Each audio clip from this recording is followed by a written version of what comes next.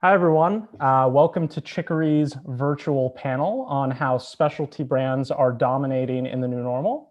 Thank you so much for joining us today and for signing up. So I'm Joey Petracca. I'm one of the co-founders and the COO of Chicory. We're the leading digital shopper marketing platform for CPG and grocery brands. And hey everyone, I'm Hillary. I'm a client insights consultant with IRI. And for those of you who don't know, IRI is a leading provider of big data, predictive analytics, and forward-looking insights. We help consumer packaged goods companies as well as over-the-counter healthcare organizations. We also work with retailers, financial services, and last but certainly not least, media companies to grow their businesses. I'm particularly excited because today, Joey and I get to talk to 4 branding and marketing experts in the specialty food space. We're actually going to explore what they've just experienced over the last few months in their respective categories, as well as what do we expect for the holiday season, and what strategies they're perhaps going to be using in the future to meet and exceed consumer demand in the coming year. So, Joey, I don't know about you, but it's been a really long week, so I'm particularly excited to end Friday this week. So thank you for having me. No worries. Yeah, it's Friday afternoon. We're gonna have some fun. Some of our panelists, I think, are across the pond and already having fun because it's Friday night over there.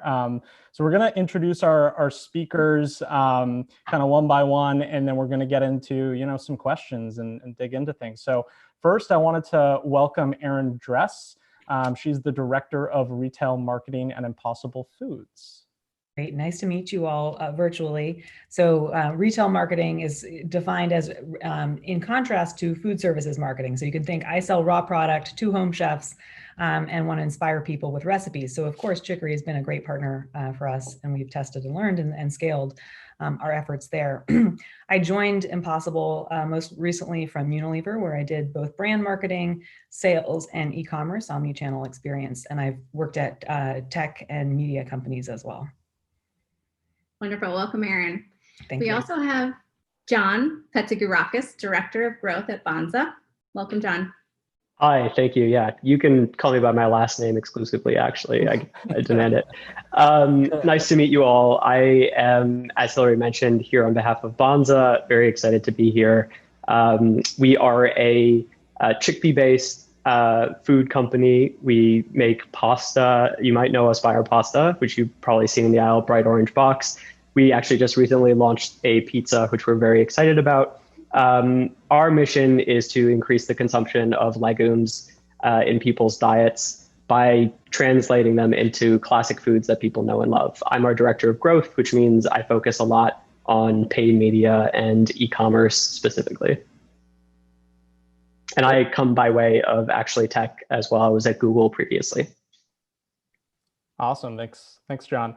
And then we also have Matt Sherman, who's the Chief Marketing Officer at Brook Farms. Yeah, hi everybody. Thank you so much for joining us today. So Brook Farms is the leading producer of organic pasture-raised eggs in the US. And if that doesn't mean anything to you, it should, because it is the most humane and sustainable way to produce a product that is in 94% of US households. We've been around for about 12 years. And you can find us across the country at grocery and specialty stores. My background is also in consumer packaged goods marketing, previously with brands like Chobani and Coca-Cola and L'Oreal. Welcome, Matt. And last but certainly not least, he showed up in perfect brand attire. We have Paul Baker, founder of St. Pierre Group. Thank you. It's a delight to be here, actually. It's Friday night in the UK, so we're a little bit ahead of you. But St. Pierre is America's favorite brioche, and America's been very kind to us over the past few years, and we've developed a new category and bringing hopefully some delight and happiness to American meal times. Thanks, Paul. Welcome. So thank you to everyone for joining us today. We're really excited to get started. Little bit of housekeeping before we do. If you have any questions during this panel, please feel free to ask them in the Q&A function, and we'll answer them at the end of the session. Joe, I think we have about 10 minutes at the end to cover that. Correct me if I'm wrong. Yep. Okay, cool. And we'll get into that. So thanks everyone for waiting till the end. So let's jump in. Can each one of you start by telling us how some of your marketing plans and initiatives perhaps have changed since the start of the year until now, if at all. Erin, would you like to kick us off? Yes, I would. So Impossible Foods was in 142 stores when I was interviewing with the company at the beginning of the year. And between when I decided to join Impossible and when I started, the office closed for pandemic. So I started in March, which is a very scary time for a lot of us, but also an opportunity when you're thinking about the importance of retail channel and reaching chefs at home. And so when I joined Impossible, I was, inheriting a team that had previously just been focused on a handful of stores in prime cities with a big focus on signage and in-store presence. And suddenly stores became really scary places where people were trying to avoid each other, spend as little time as possible, get groceries delivered, maybe not even go into the store.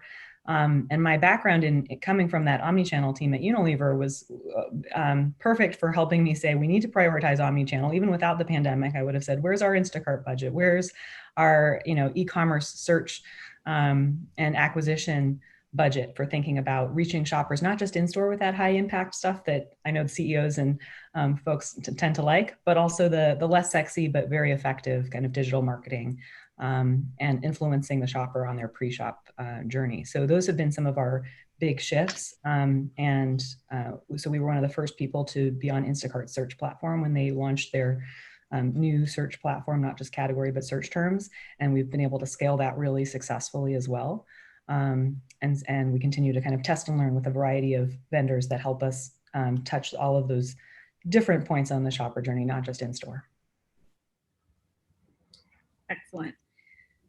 I know it's something that at least I haven't been able to keep my eyes off, is also the shift in this e-commerce world of direct to consumer. I just want to jump into that really quick because that is a pretty big feat. I think, a lot of the brands that have scale don't even do that today. So can you talk to us a little bit about the challenges, perhaps maybe in this environment, but going direct to consumer in general? Yes, and direct to consumer when you sell a refrigerated product is extra hard because dry ice is expensive and heavy. And you also have to balance your choices with the negative eco impacts that consumers often see when you get a big box delivered to your door. Often direct to consumer is perceived as being kind of not as good for the environment, and the selling through stores is still a more efficient way in some ways.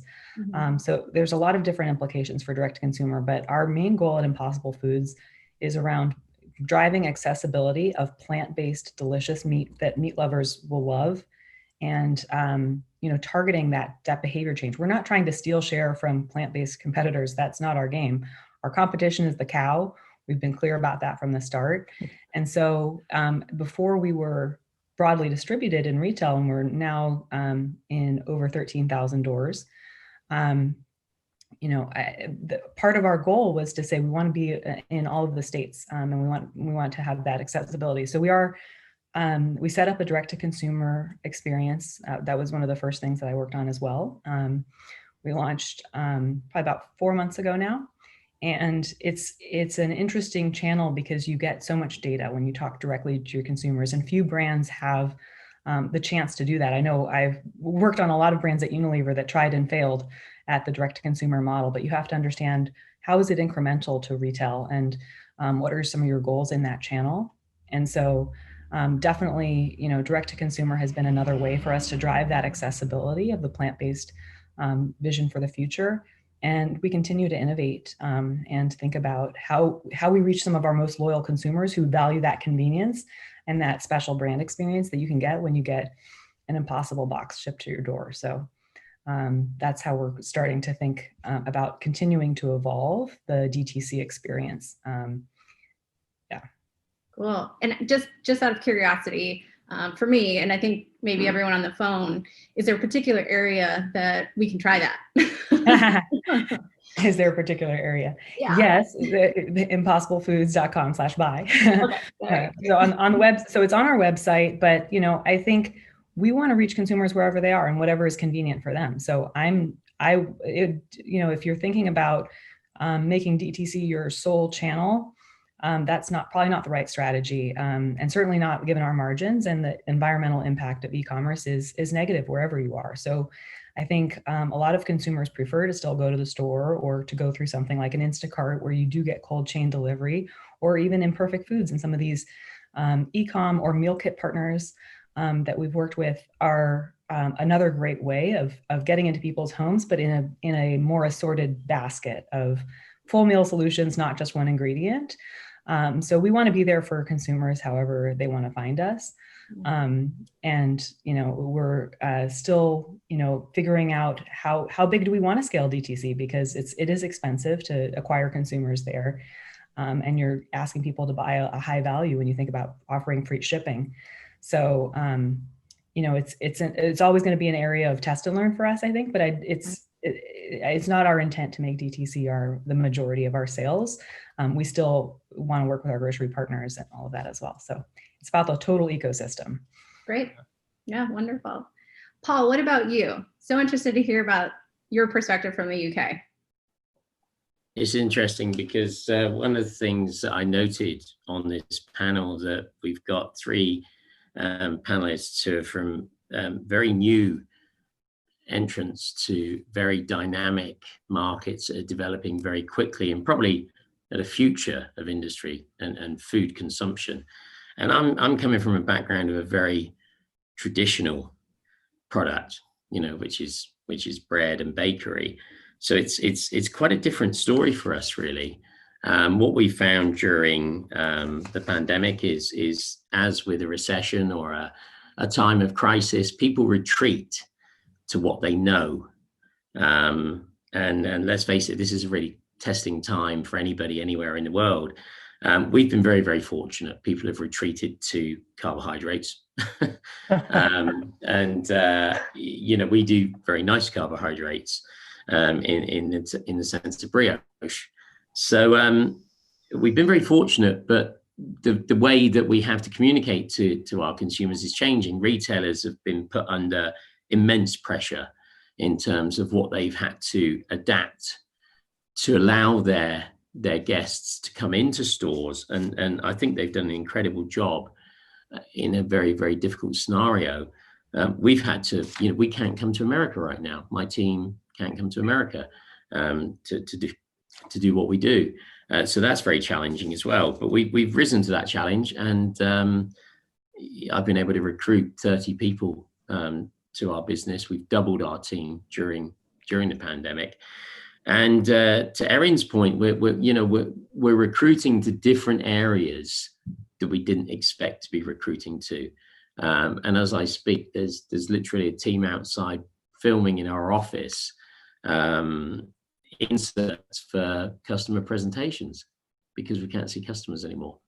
So we've got to find a different way. We're having to evolve the way we do business incredibly quickly. So there's, I think any entrepreneur will probably say to you, there's always challenges, but with that come opportunities. And as testing as this time is, there are still opportunities, and we're very fortunate to be in a part of the food industry where we are able to still keep going and give back as well. So we're giving our bit back as well, because we recognize as parts of the food industry and consumers and general population that are really suffering right now. So I think you've got to step up in all sorts of ways at the moment. So John, I actually want to ask you a question off of something Paul just said, because I think it's super interesting. As Paul, you said, consumers are retreating to the stuff they know, and your product, John, with Banza is it's a new product. Maybe consumers haven't tried it before, but there's this interesting overlap with things like pasta or mac and cheese, which are those comfort things. And so, so it's kind of this cross. There's both sides to it. It's new and it's exciting. It's something I maybe haven't tried, but it's also like, oh wow, I can make mac and cheese. Like, that's how I use your product as well. So what have you guys seen, and are you trying to latch onto those trends, or how are you kind of introducing a product that's new at a time where, to Paul's point, consumers are retreating inwards a little bit and relying on those comfort foods? Yeah, that's a great question. We actually have seen both in pizza and pasta a sustained growth in consumption of better for you. Maybe surprisingly, maybe not. One thing that we find is that we tend to do better when people are really intentional about their eating and intentional about their process of discovering. And one of the shifts, Erin mentioned a shift to e-com in general. She talked about Instacart. In terms of behavior, we also want to reach people where they are. D2C, we started with the inception of Banza, and we've grown it over time, but we realize that's not perfect for everyone. With pizza especially, we launched in over 2,500 doors, which is our biggest launch to date. But we're not accessible to all people, and D2C is a really important part of obviously balancing environmental. Ours is a frozen product as well, Erin. So it is I agree, challenging. We managed to find a partner who has fully sustainable packaging, but there is a lot of it, and it's something that we balance.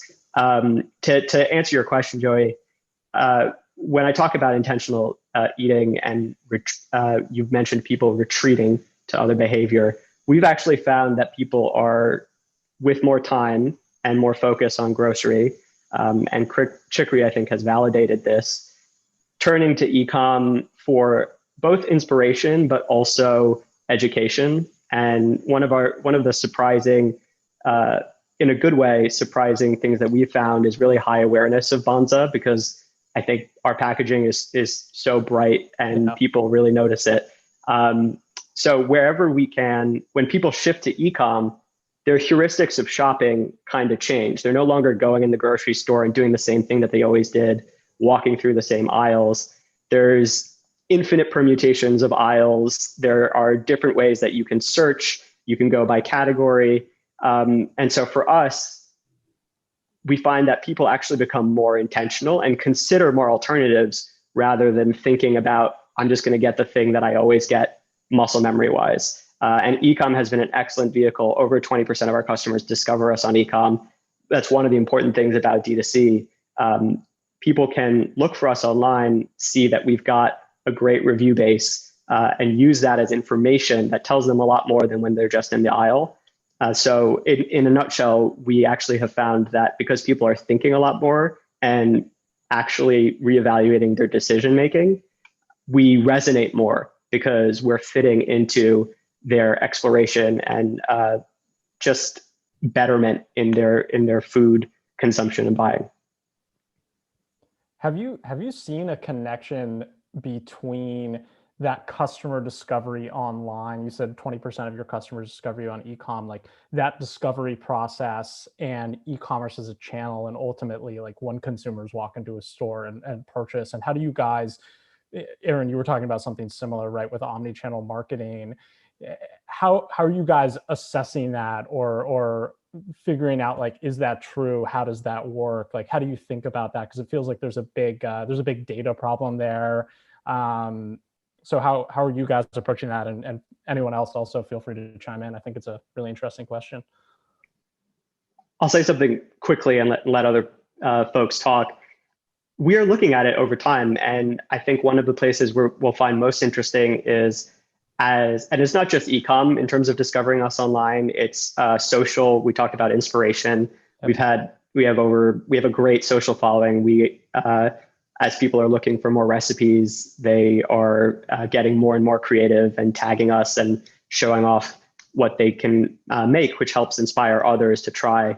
I think if we would look over time to see, are the places where we have really strong reviews, where we make up a really strong percentage of our total sales in digital, also translating to offline. And we have seen some initial indication that folks will browse and click and peruse on platforms like Amazon. And I think this is kind of a studied thing.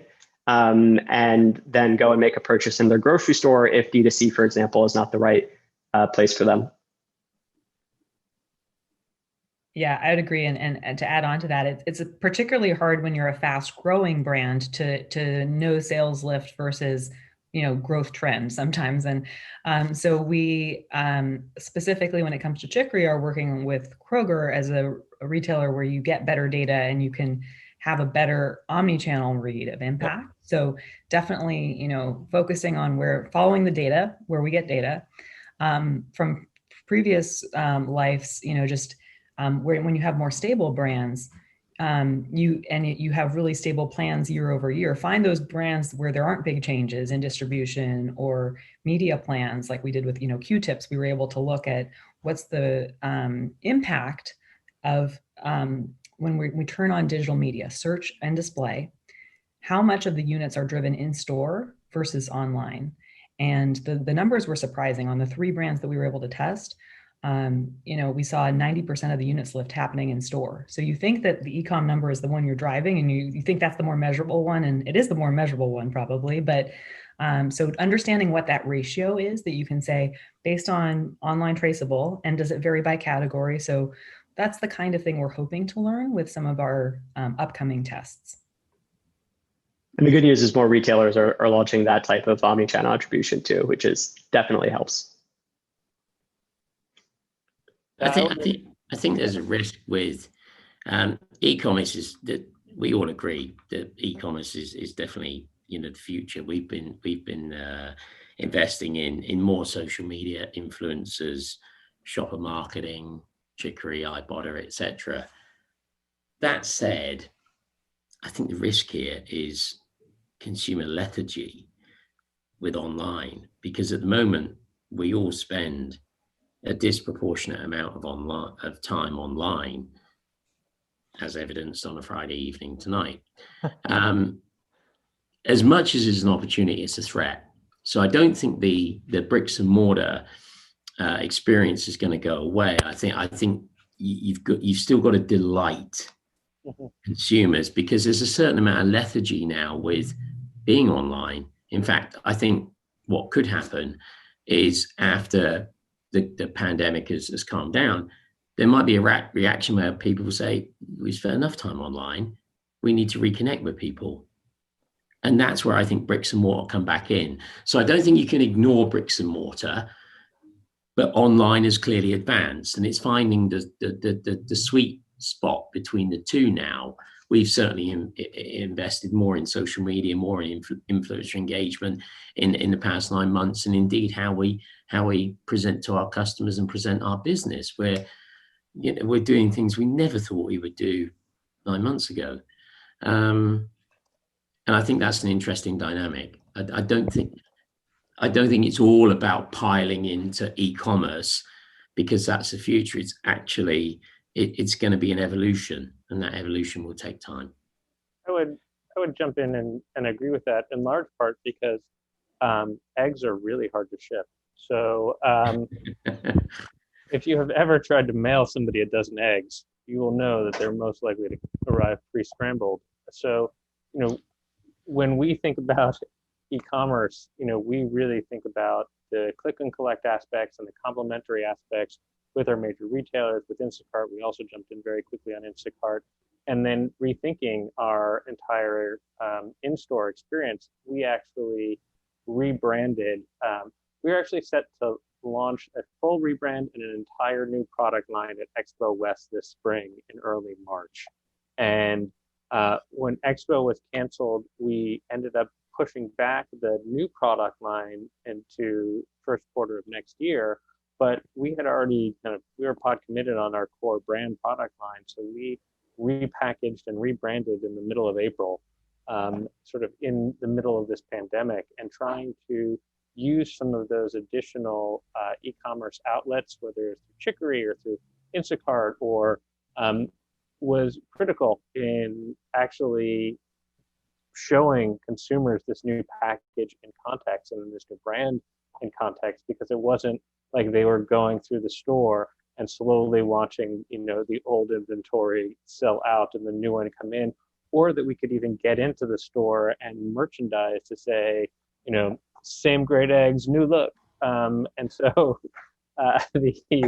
that entire process required us to really lean on it as an informational tool, which I think goes to, you know, John and Aaron, especially talking about the in-store lift from what was more of an online and e-commerce advertising spend.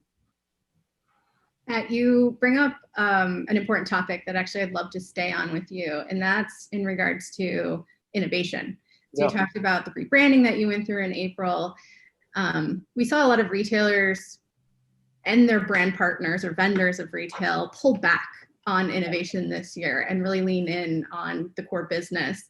How do you see that panning out in 2021 and beyond? Do you think we'll go back to 2018, or do we think that we'll stay here in this space of either rebranding or leaning in with the core business? Yeah, I think Paul spoke to this a little bit, I think, and in a slightly different version. So first of all, in the context of innovation, I think retailers and brick and mortar retailers have decided, let's just keep our shelves as tight as possible, tighten them where we can, maximize our turns wherever possible. And that goes to the fact that, one, people are spending less time in stores. Two, people are seeking comfort in what they're purchasing. But I, for one, to Paul's note about digital lethargy, I think that is bound to change. I am already getting bored to tears of the options that I have been working with and cooking over the last 8 months, and I'm unusual as a human, and that I just enjoy spending time in grocery stores, wandering the aisles. But I do think that there is going to be a rush towards excitement and towards newness, hopefully sooner rather than later. And I do think that the brands that and retailers that are smart have been using this time to frankly rearm. It's very rare in this business or in any business that you almost get to press pause on this constant cycle of having to get the next thing out and really sort of collect your wares and get ready to go, because I do think that within the next 6 to 12 months there's going to be a refocus on getting out, getting back in, trying new things, and sort of throwing off the feeling of having been inside for 12 months. Yeah, and how do you think that's going to play out as well for cooking at home? So do you still think there's going to be, a higher demand, or are we going to see a little bit shift to, hey, we haven't been out socializing that long, so we're, the food service business is probably going to take a nice tick back up after feeling, the heavy weight of this, success that we're feeling from a packaged good perspective? Yeah, as an egg brand, we've really benefited. I mean, it's a weird business to be in. It's been a really weird year to be in eggs. And I walked into a store on March 13th, and there was not a single egg in a 20-foot case. And you're like, something is going crazy here. And we sold more eggs in March and April than we usually do in our high season, which is November, December, when everybody is normally baking banana bread, right? And so we have really benefited from that. And what our objective has been is not to say, all right, is everybody going to rush to food service? But it's when you're at home, and now that you are at home, how do we convince you to make smarter choices? A little bit like John was talking about with more thoughtful consumption, right? So we talk about this idea of sustainable staples all the time. Most people I talk to tell me a story about, oh, my family goes through a dozen or 2 dozen eggs a week or what have you. And I ask them what kind of eggs they use, and they tell me, and then I ask them, like, well, do you believe in climate change and that animals should be treated humanely? And they're like, of course I do. And then I ask them why they're spending all that time and energy on this particular product, because this has been a great opportunity while people are really focused on what's in their fridge and what they're feeding their family because they're there, to get them thinking about whether or not those items align with their broader values. Yeah. No, please, sorry. No, that was it, really. Like trying to just make sure that is consistent, even as people's behaviors change and they go out for dinner. When they're coming back home, what's in their fridge or their pantry should reflect the decisions that they've made during this time.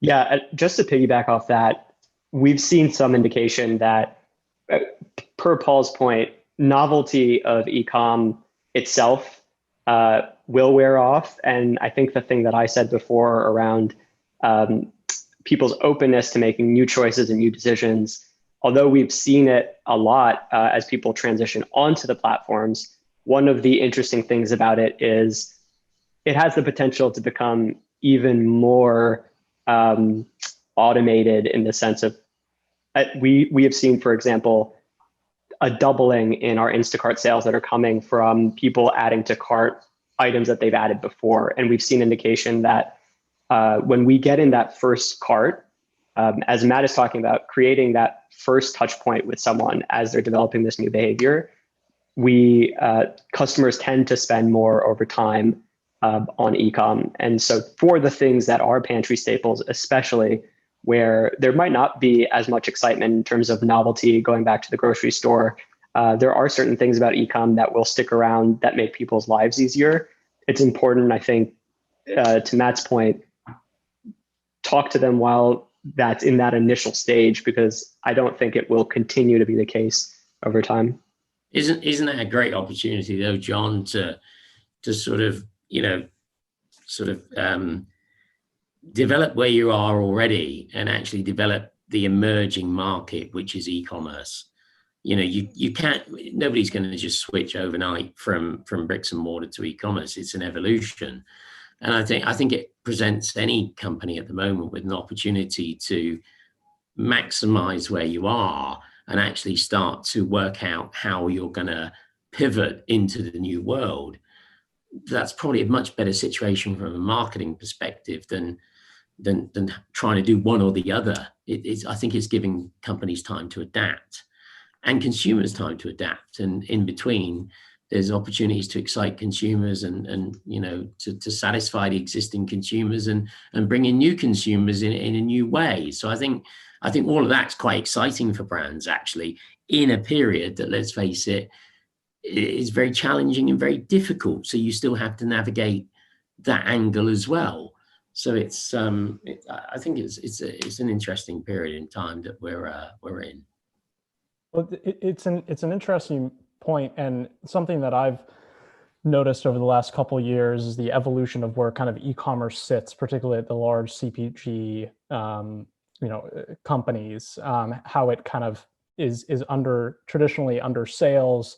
But coming after what you said, Paul, maybe a question I have for all you guys is how should brands be evolving how they look at e-com, where it is potentially going to slow down or consumer adoption is just going to change. But to your point, there are all these things about it that are really great, and viewing e-com, certainly as a sales driver, but also as a data driver, as your consumer research opportunity, as a better touch point with that consumer.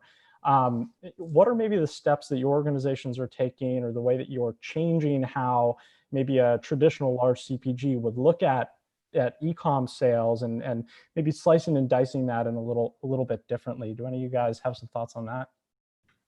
Yeah, I can start. I mean, I think one of the great things about e-commerce is if you're getting a basket of goods like Imperfect Foods, for example, a lot of those companies are doing surprise and delight sampling. And sampling has been one of the hardest hit tactics when it comes to COVID, tamping things down, rightly so. So that's definitely something that we're actively looking at, or where if you can get a raw product in people's hands and they can cook it at home, that's just certainly one way that you can think about e-com, not just as a sales channel, but as a marketing channel, and you're, driving that trial. And I think there are a lot of e-com communities that have been built up that are curated collections of brands and positionings. And so if you find those synergies with companies that are like yours, there's a lot of great co-marketing that you can do to speak to each other's communities and do that. With regards to the larger e-com question about omnichannel, convenience is different for different shoppers. For some people, convenience is ship it to me in a box and I'll be home for a 2-hour window or a 1-hour window or whatever that is. But maybe you have a dog that goes crazy when the doorbell rings, or maybe before COVID, you weren't home all the time, and that wasn't, predictable. So actually, pickup is a huge opportunity and has a little bit less of an eco impact. But I think the question is that labor that you used to do yourself, picking your own groceries, who's going to pay for that? That was something that used to keep me up a lot at working the Walmart omnichannel desk for Unilever. But I think, just convenience is often the framework that we think about. What does convenience mean to you? And e-com's rise, part of it is temporary with COVID, that some people view e-com as convenient in this model, and maybe they're still washing their groceries and being careful. But For some people, that behavior will stay, because once you break that seal and you realize, oh wow, this actually does save me a drive to the grocery store or something like that. I think there will be some lasting to that behavior. Is it 90%? Is it 80%? How many people are going to stay versus, go back to primarily brick and mortar shoppers? TBD. I think experiential marketing in the next 18 months is going to come into its own.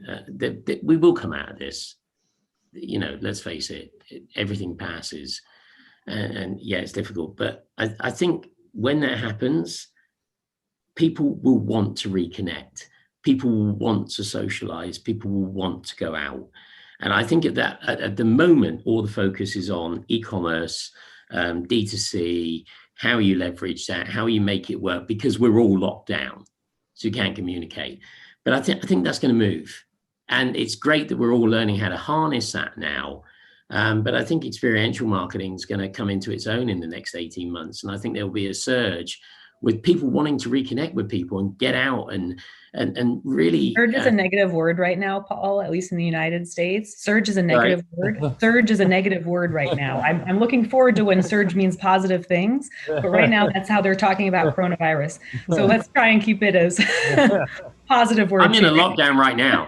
I'm locked down here now. But I think it's going to come. I think experiential marketing is going to come back strongly. And I think as much as brands are looking at e-commerce now, I think they've got to have an eye on the future in the next 18 months, 2 years. I think we're going back to the roaring 20s. I'm an optimist. Look at history. 1918, the Spanish flu. Straight after, the roaring 20s. I appreciate that. Let's hope we're going back there. To change my outfit.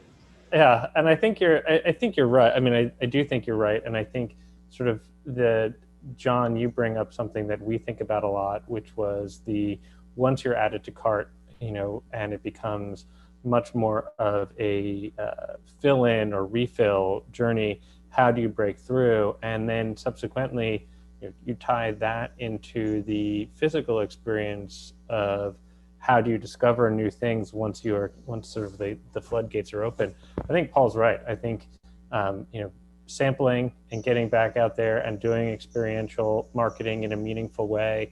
I am terrified to think of how many samples are going to be flooding the market next summer, next fall, as people are all like, oh my God, I haven't had a chance to talk to my consumer, to learn one-on-one, to get you to actually taste things. Because at the end of the day, we have developed a full line of dairy-free, egg-based yogurts that was set to launch this summer. I have sample cups literally sitting next to me, waiting to, well, these aren't waiting to be filled, but they're, but conceptually waiting to be filled so that we can go out there and actually talk to people, both online and physically.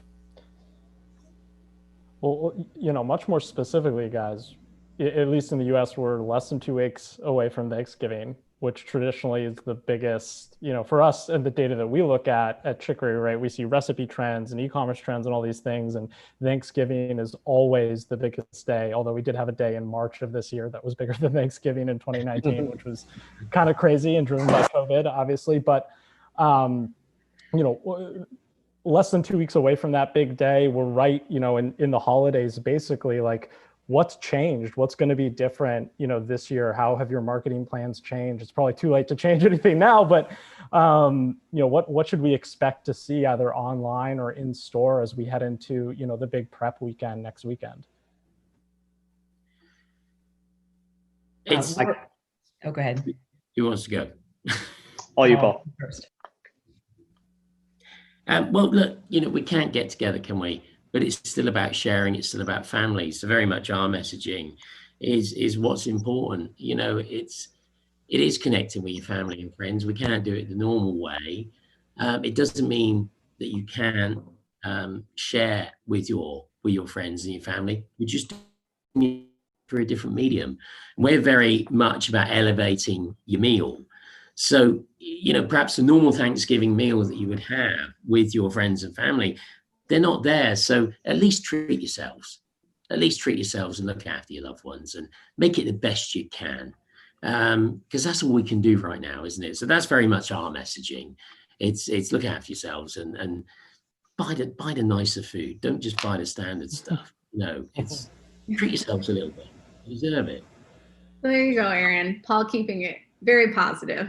No, I like the positivity. there's enough negativity going about this surge. Some could say it's almost a surge in positivity going on. I think Yeah, I mean, for us, the holidays are a little bit counter-cyclical given the strength of patties and summer grilling. But because people are cooking at home and doing different things, recipes like the patty melt do incredibly well through the winter. And I see one of the questions about online inspiration. Yeah. And Pinterest is a great platform for that as well. There's just a lot of different channels where you can see where people are entering and coming in through a recipe or coming in through search query on Google or whatever that is, and that you're kind of bringing them in. And then how do you retarget to people who bought you before? That's kind of our next year challenge. We're still driving so much trial that we haven't had to focus that much on remarketing yet, but that's certainly a muscle that we're going to build out. I think for us, it's less about the holidays and more about the winter of comfort foods, which we saw that nexus of, the trends for, and I think, John, you were mentioning this a bit as well with the pastas and the all of that, the kinds of foods that people are craving right now, and where we fit in with meatballs and some of those other comfort foods that people can make at home with a little better twist. Yeah, this is a big time of year for us in eggs. We see something like 3 million more eggs consumed in the week and a half leading up to Thanksgiving than an average period the rest of the year. So people, are baking or doing, and I think to Paul's point, while people aren't necessarily getting together, they are definitely thinking about that comfort. And so we have also leaned into comfort and to feeling good, and also to, versus sort of pure premium, although we are a premium product, feeling good about what you're doing for your family and like a better for the earth, better for the, like a broader care standpoint. And that messaging for us has been really important and effective. And then as a shameless plug, Chicory is, for us, understanding the choices that people are making as they're searching for recipes in the moment, especially at this time of year, is really important. You can find eggs in just about everything that you make at Thanksgiving, from the pie to the stuffing. It is insane how many things eggs are in, and so it's a real opportunity for us to introduce it into people's habits as they're looking for other things. End of shameless plug. Thanks, Matt. Yeah, kickbacks will come later. That's fun. Exactly. I'll just say we are a pantry staple brand, so we really focus on developing a relationship with customers where they have us in their kitchen, and people tend to connect with the versatility for a pasta or mac and cheese.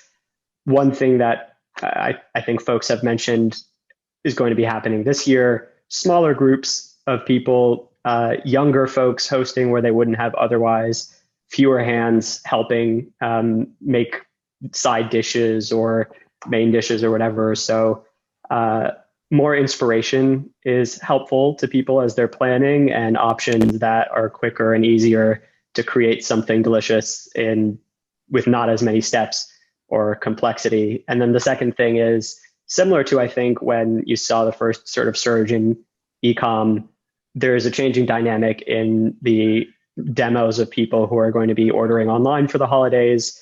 You bring on folks which we have seen more in the 45 to 50 range, who potentially weren't before. And they're not necessarily replacing, per Paul's point, no one really wants, I think, or it's a smaller population that really wants to replace their entire grocery trip. Lots of people want to use multiple sources in ways that work easily with them. So reaching that new audience in the ways that we talked about, especially folks who are older, who may have been as open-minded about making changes in their traditional buying patterns. I think those are two things I would point to. One other thing I would add is gifting, obviously, is an extension that you can do in DTC, and the ways that people are, if they can't be together for the holidays, sharing that remotely. I had a friend whose parents are in Iowa send her ice cream from her hometown. And so like the power of, whatever you're sending on dry ice to be a way to be there for a birthday or a holiday. So that's definitely an area that we're just exploring building up as well.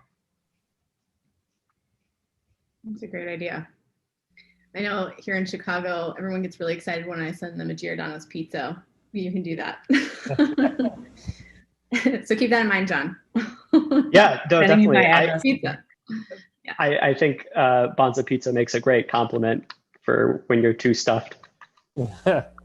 Apparently the Wednesday night before Thanksgiving is, like, other than the Super Bowl, the largest pizza night of the year. So maybe pizza night. Maybe there's a pregame with Banza pizza. Yes. End of my shameless plug.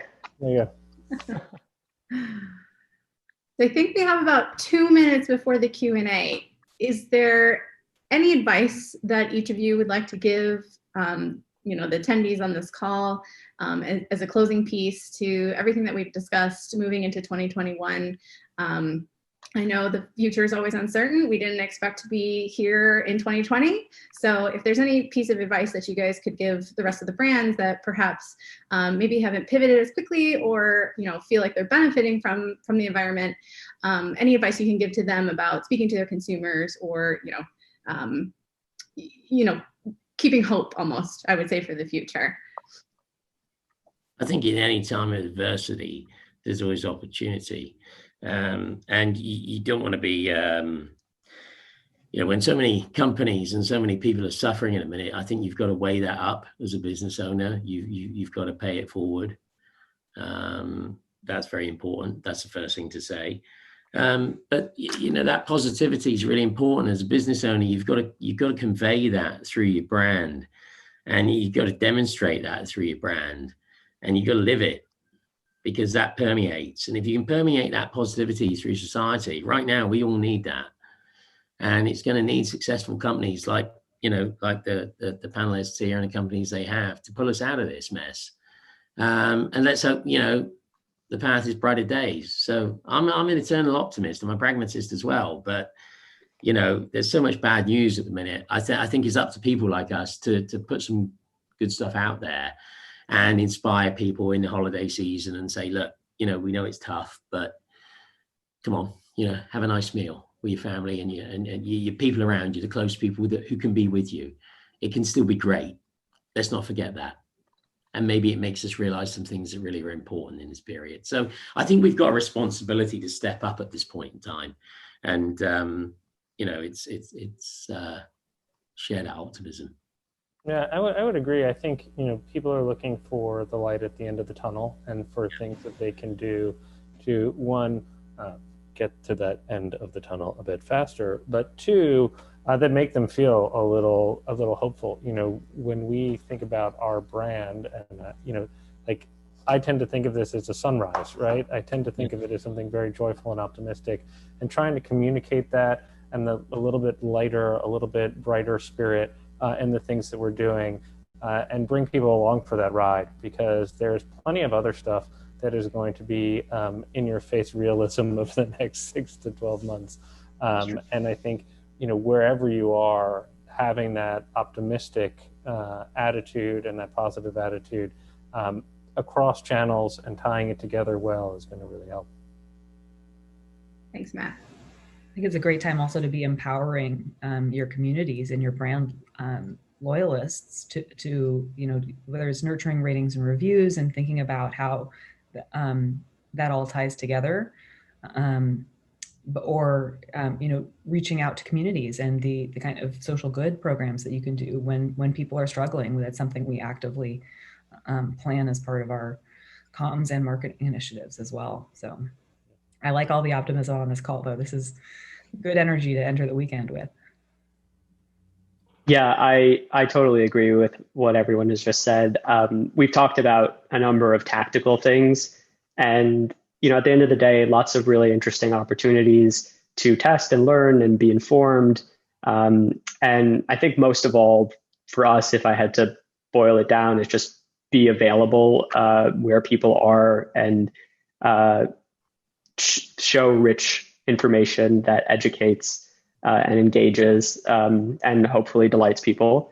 But the thing that I think we're most excited about next year is deepening that emotional connection with our customers, with people who are new to us, in the way that Aaron and Paul and Matt were just talking about. And I think we are, if I had to point to one thing, or whatever my piece of advice is, we've been optimistic that folks, as they have become more intentional in their eating behavior, they're moving away from trends and sort of things that have shorter life cycles and moving towards a more conscious eating decision-making process, knowing who they are in relationship with their food, knowing that something can be more than either just a health food or a non-health food. There's lots of dimensions to what you eat.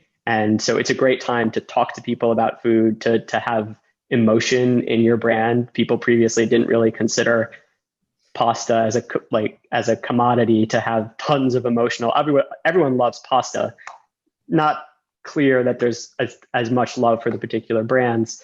And I think there's just a great opportunity to really engage with people as they are growing closer to their food, in the sustainability ways, in taste, in all sorts of really cool ways that relationships are deepening. Never has the joy of food been more important than it is now. So take that and just replace whatever I just said. that is well said. That's really what I meant. That's really what I meant. Any brioche, right? Yeah. Well, any food, I think it's across food, isn't it? Egg-enriched dough. It's a joy. I mean, all of our foods are joys and passions and sharing and enjoyment, and they're the things we can't have with our families right now. So you can still have it with the immediate people around you. So let's just take that. And there's so much of culture that feels suppressed right now, music, and performance, and all of that. So these small acts of in your safe pod, expressing that culture, and and that's no less important, actually. No less important, actually. Sometimes those that are closest to you are the most neglected because of busy lives. So I think it's a time of readjustment, and it's a time of refocusing, and I think food has a really big part to play in that right now, in bringing joy back to the most simple of pleasures. Excellent. So what you guys are all telling me is we're going to get a holiday box that might be like a breakfast ground beef pizza on brioche. Yes. Side of mac. Wonderful. I love it. Okay. Sign me up. But I think we have 5 minutes left. So thank you guys so much. I certainly have learned a ton from you today, very personal. But we have 2 questions. So if we're ready to move into the Q&A, we can go ahead and perhaps jump right into some of our questions. So first question is from Nikki. This might be a 2-part question, but I will ask it in both parts. So what unique media channels / investments have helped you grow your brands? What channels, tactics are you planning to test and learn in 2021? So who would like to take? I could just say really briefly, we're working really closely with our retail partners as they really develop all of their digital capabilities. So I think that is a huge place where we're very excited about both the current investment and the opportunity next year. The second, in terms of what we're testing, we've been very focused as a small growing brand on things that are measurable, places where we can focus on a particular channel. I think we're very excited about moving into much more higher up in the customer journey. We've certainly talked about Chicory as a great example of that, but even more broadly, as people are browsing, they're streaming TV, they're streaming video on YouTube, they're on TikTok, and exploring those channels and seeing how they filter down is a really interesting opportunity for us. I agree. We're at a similar place in our journey in terms of this year was a little more retailer focused in the media spend, and partly because of the desire to be measurable, and partly because we now have the space to do that. And as you gain that distribution and steady that ship of now the distribution awareness is less the problem, and then you have to get more upper funnel, driving more people in as aware and inspiring them to make that switch. So definitely looking to scale into much more upper funnel media channels and picking partners that help us do that. But that's always icing on the cake of when it comes to focusing on supporting our retailers, starting with the basics of supporting their ecosystems, making sure that you start with the foundational always on tactics that you would want to fund first. And you don't do it at the expense of those.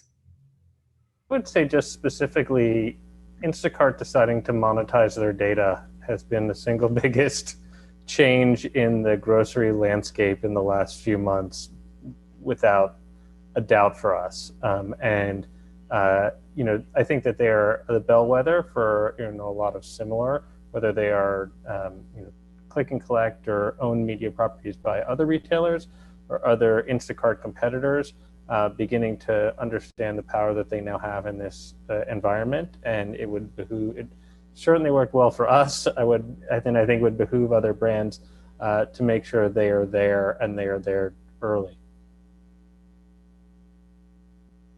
I think we've been looking to really make sure that our online presence, wherever we are, whether it's with bricks and mortar retail or online retailers or whatever portal we've got, that our actual product offer is compelling. Because quite often your inventory online can be a bit dated and perhaps not up to date, and your pack shots and your imagery and even your lifestyle imagery. And it's moved very quickly to customers really assessing your brand on what they can see. So you've really got to look at that inventory of what they can see, and is it compelling?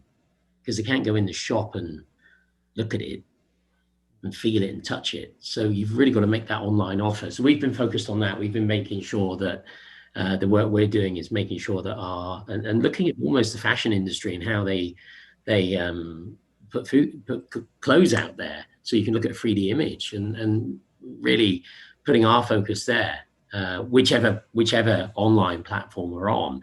That goes for bricks and mortar retail, and that goes for e-commerce. So it goes across the piece, really. It's about making your product offer as compelling online as it is in store. That's it, really. So we are, I know, at the top of the hour. I think this question's just actually disappeared. So forgive me. But I started typing because we were running out of time. So okay. I didn't realize it would move over to answered, but we can still talk about it if people want to. Okay, I don't know if you guys want to hang around for a couple more minutes, and certainly we want to be, cognizant of your time, but up to you guys if you want to answer maybe the last two questions that are here. I'm happy to. I'm going to open the bar back here for Paul. Paul's like, sure. All right, this next question is actually about hard evidence. I think they're asking about the data. Do you have hard evidence that online search for inspiration has brought you new customers? And what do you do to remarket to these new shoppers? I think we might have talked about this a little bit, but I'll let you guys chime in. I can say one thing we look at on Erin talked about sponsored search and laying the groundwork. What is driving people to your category? And you can make assumptions. For us, we find over 80% of our sales online are coming from category keywords, especially when we're advertising. And so I think you can infer if someone's not searching for your brand, they're more browsing. There is a higher, there's a higher probability that they are incremental. And then Matt talked about Instacart monetizing their data. Instacart has certainly been a very interesting partner to explore that with. A lot of other folks are adding new to brand as a metric. Amazon has done it for a while. It's seeping into Whole Foods. Erin talked about Kroger. So some folks are including it in the platform. Where we don't see that, we look for indication. And then we tend to rely on things like what the platforms are doing to encourage repeat purchase, especially when they're in platform. And then data when we are doing programmatic display. If we are buying on a particular audience from a retailer, many of them have that capability now. And of course, on D2C, you kind of have a direct line to your customers. Thanks, John. Any other additions to that, or should we jump into the last question? All right, let's keep going on. This might be a good question for you, Joey. Like many of the other brands here, the brand I work for, Kite Hill, this is from Cameron, is positioned as a swap upgrade from the more traditional items in cooking and baking. In our case for traditional dairy, how do you use Chicory or other platforms to showcase the ease of use of your products in recipes that consumers already know and love? Oh, wow. Do we have the solution for you, Cameron? Yeah, so some of these guys who we work with, basically you can do different swap products with us where it's one of our units called Chicory Premium. And you can target, for example, butter and essentially be the butter in our network of across 1,500 sites. So I know Impossible Foods, for example, does that. Banza does that with us as well. To introduce those alternatives in a staple setting, right? So instead of cooking with ground beef, right, you want that healthy upgrade, try Impossible, ground that product instead, right? So that's, from my perspective at least, how a lot of clients use us. I don't know if, outside of Chicory, I think there's also a lot of areas online to educate consumers, whether it's influencer, whether it's social. There are a lot of places. So would love thoughts from you guys as well, different places where you're educating consumers on some of those swaps and substitutes and stuff like that.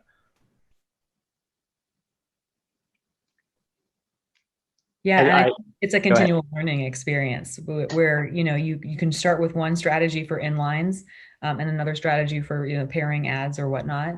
And then test and you start to figure out, okay, this copy worked the best. Let's keep that in the next round and add in some additional ones. So it's not like one and done and you've unlocked the puzzle. Unfortunately, like anything, marketing is an art and a science, and that's what makes it fun and continually interesting.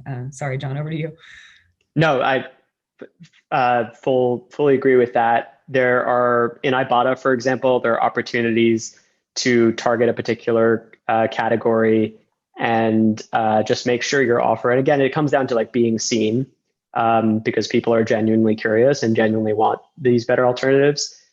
So in addition to things like Chicory and what Aaron discussed, we found that there are certain platforms where when someone is redeeming an offer for something similar, you can make sure that yours is shown immediately after. Excellent. Well, I think that was it for the Q&A. So I just want to thank all of you Joey, for having me as well as a guest, passenger seat with you today. So thank you guys so much for your time. I'm sure everyone on the phone found it insightful, as did I. So thank you, thank you, thank you. Yeah, thanks everyone. Appreciate your time. Thanks for joining us, and have a great weekend.